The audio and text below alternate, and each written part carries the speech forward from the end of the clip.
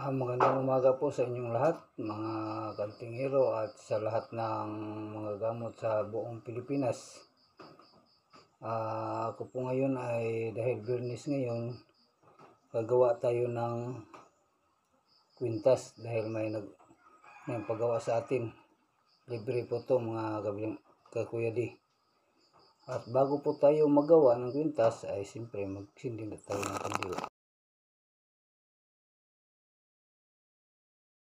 Magsindi tayo ng kandila kasi para maging mabisa ang ating ginagawa. Dahil bawal po tayo maggawa na walang kandila kasi yan ang nakagabay sa ating agimat. At yan po ay nagsindi na tayo ng kandila. Ipapakita ko po sa inyo yung gagawin nating kwintas.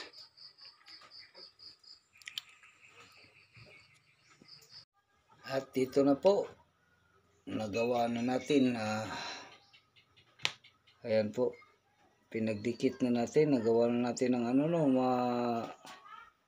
mga kabilang dinis, nagawa na nating kwintas para sa mga nito. Ito na, nagawa na natin. Thank you for watching. Ito po mga kabilang dinis, ginagawa natin kwintas. Ito po yung bao nung dati kong video, yung bao na ginagawa ko. Kaya ito ang magiging forma niya, pero hindi pa ito tapos mga kabilang dinis.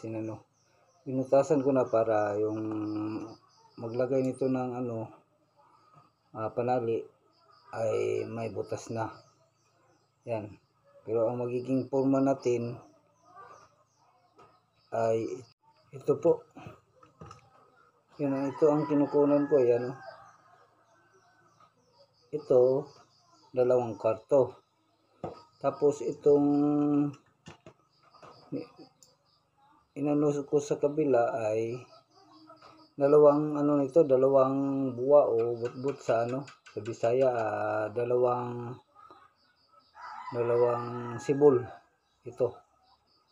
Wala na yung yung isa na lang ang naiwan kasi yung isa doon sa may 2 kwarto at saka ito sa puwitan, ito ang 2 sibol. Bali 2 puno ito. 2 puno na sumisibol sa niya. Kaya naging mabisa rin ito. At saka ito na ang mga gamit natin. Ng orasyon. Handa ako ng ballpen, papel. Saka yan ang mga gamit natin na ilalagay. At saka parang hindi na damihan natin ata para maliit lang kasi. Ito, nandyan na lahat ng gamit doon sa kukunin ko mamaya. At saka pag napakita ko na yung ginagawa ko, ay ipapakita ko sa inyo pagtapos na yung ginagawa ko. Kasi pa ako ng orasyon. Tignan yung mga bato ko, mga mutya yan. Gagawa na ako ng orasyon para ilagay dito sa kwintas na ginagawa ko. Ang magiging forma nito mga kabilang dinis ay ito, baliktaran. Yan, pag natapos yan, ganyan, baliktaran siya. Ganyan, pag natapos, mamaya pakita ko sa inyo. Gagawa muna tayo ng orasyon para maging mabisa ang ating ginagawa.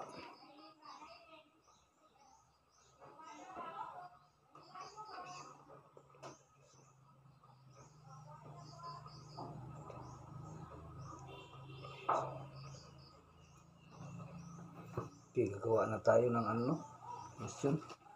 Medyo hindi ko mapakita yung gagawin kong orasyon kasi magsusulat pa ako ng orasyon.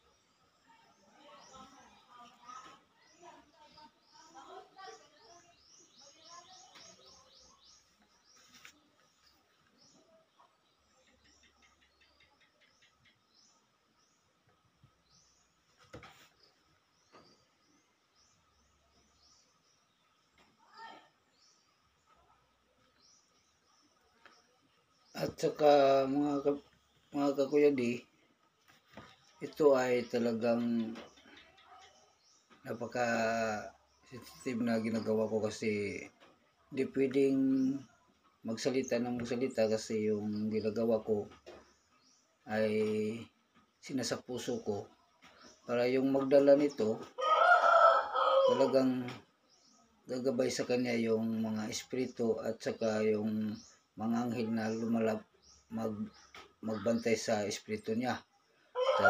Tuwing lalakad siya at alis ng bahay ay nakadipinsa na. Kaya hindi mo na ako masyadong magsalita, mamaya magpakita ko sa inyo.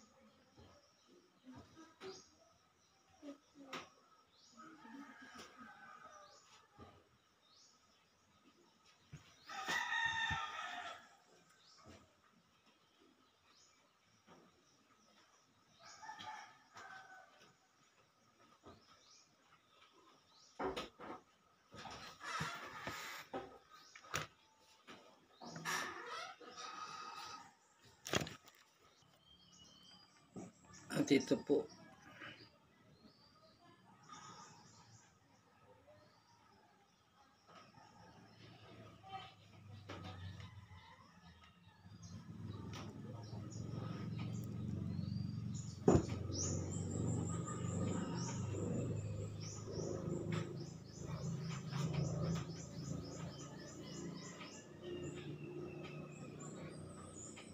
ito na po ang nagawa kong ano. Ito ang ilalagay ko dito para pareha sila. Ayan po, nakikita nyo.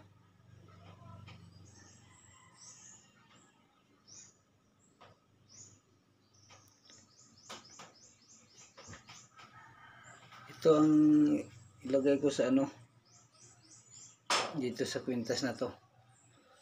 At magawa po ako para makita nyo. Kasi ilalagay ko to sa ano, sa dito. Mamaya ipapakita ko rin sa inyo pagtapos na. Okay, thank you. Lagyan natin ito ng dahon ng San Miguel. Ayan. Dahon ng San Miguel. Ito dahon ng San Miguel at saka ito baging na sinukuan. Baging sinukuan, di na lang makita, di maano yung krusata yun. Ito baging to na sinukuan. Di maklaro yung yung pinaka-cross niya. Kasi nasa dito, nasa medyo yan.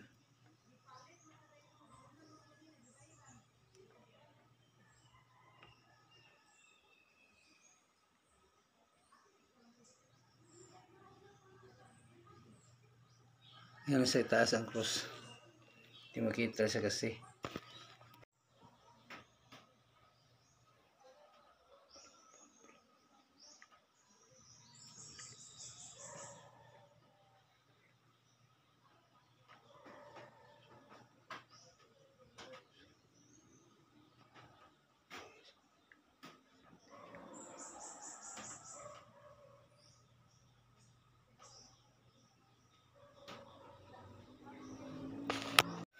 Tatlo lang po yung nagawa natin mga kabilang dinis kasi isa, dalawa, tatlong piraso lang kasi mahirap gawin at saka matagal tayo. Ito ang nagawa ko sa isang buong araw na kwintas. Haling tulad natin ito sa pinagdikit na triangle tapos yung nasa bandang gilid-gilid ay mga anghel, mga archangel. Yun ang pinakapusti at nagbabantay sa ating mahal na makapangyarihan. Ito lang talagang ko nagawa, tatlo. At maraming salamat po sa inyong lahat.